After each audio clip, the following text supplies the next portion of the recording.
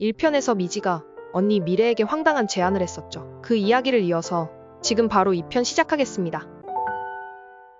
쌍둥이 자매는 어릴 적 손가락 하나만 걸면 서로의 역할을 바꿔주곤 했습니다. 미지의 밀린 숙제를 미래가 대신 해주고, 미래가 먹기 싫어하는 쓰디쓴 한약은 미지가 대신 먹어주며 내가 너가 되고 네가 내가 되어주는 역할 체인지를 해왔는데요. 엄마 김옥희조차도 두 사람을 구분하지 못할 정도로 도플갱어처럼 닮은 쌍둥이였기에 주변 사람들 역시 그 사실을 눈치채지 못했습니다. 어린 시절의 손가락 사인, 인생 체인지. 미지는 미래가 몇 달 뒤 부서 이동을 하게 되는 그 시간까지만 자신이 대신 버텨주겠다고 제안합니다. 물러설 곳도 버틸 힘도 없던 미래는 그 황당한 제안을 받아들이고 손가락을 내밉니다. 그렇게 미래는 두 손니로, 미지는 서울에 머물게 됩니다. 어릴 적부터 미지는 지긋지긋한 두 손니를 떠나 서울에 살고 싶어 했습니다. 서울 홍보책자에 한강에서 라면 먹기, 포스트잇을 붙여가며 반짝이는 서울을 상상했었습니다. 그토록 바라던 서울 생활, 과연 미지는 잘 해낼 수 있을까요? 한편 미래는 몸도 마음도 이미 지친 상태로 두 손니로 향합니다. 시외버스터미널, 고향으로 가는 버스, 동네 구멍가게, 그리고 오랜만에 마주하는 집과 어릴 적 물건들. 복잡했던 마음은 조금씩 가라앉고 낯익은 풍경 속에서 알 수 없는 안도감이 밀려옵니다. 내일 대신 출근할 미지가 걱정되는 미래.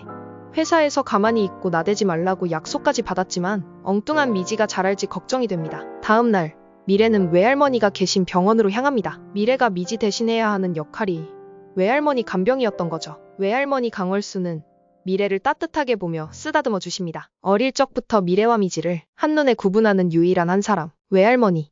살자고 하는 짓은 다 용감한 거야. 미지는 단단히 마음을 먹고 첫 출근길에 나섭니다. 지하철 안, 사람들 틈에 끼어 출근하는 것부터가 쉽지 않습니다. 회사에 도착한 미지는 미래의 자리가 쓰레기통 옆이었다는 걸 알고 잠시 말을 잃습니다. 자리에 앉자 뒤통수에 쏟아지는 싸늘한 시선들과 수군거림. 미지가 서류를 들고 갈 땐 일부러 어깨를 치고 가는 사람들. 커피, 심부름부터 프린터, 자신들의 업무까지 누구 하나 부탁이 아닌 당연한 듯 일을 던지고 갑니다. 운동만 해왔던 미지는 보고서도 기획안도 제대로 할 리가 없겠죠. 결국 최 국장은 폭언과 함께 미지를 향해 서류를 던집니다. 최 국장은 눈앞에서 치워버리고 싶은 미래를 어떻게든 쫓아내려 혈안이지만 웬만한 일엔 주눅들지 않는 미지는 꿋꿋하게 버텨냅니다.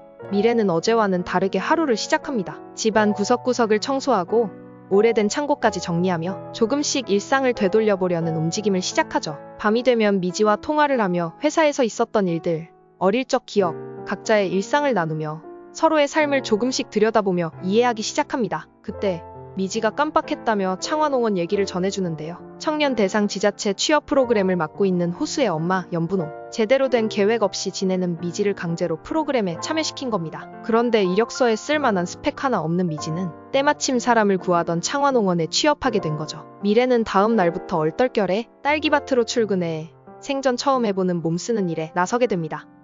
최 국장은 작정한 듯 버티는 미지가 눈에 가시처럼 거슬립니다. 늘 시키는 일을 척척 해내던 직원이 요즘 업무는 엉망. 말대꾸에 기죽는 기색도 없는 게 회사를 쫓아내려는 계획이 틀어진 게 틀림없어 보였으니깐요. 그때 마침 해결되지 않던 골치 아픈 일을 미지에게 떠넘기기로 합니다. 한국금융관리공사의 신사옥 예정 부지 한가운데 매입하지 못한 단 한 필지의 땅이 있었던 겁니다. 시세보다 훨씬 높은 가격으로 수차례 매입을 시도했지만 땅 주인은 요지부동, 억만금을 줘도 안 판다는 말에 차일피 미뤄지고 있는 상황이었던 겁니다. 그 땅에는 30년간 단일 메뉴 당내장탕을 운영해온 로사식당이 자리 잡고 있습니다.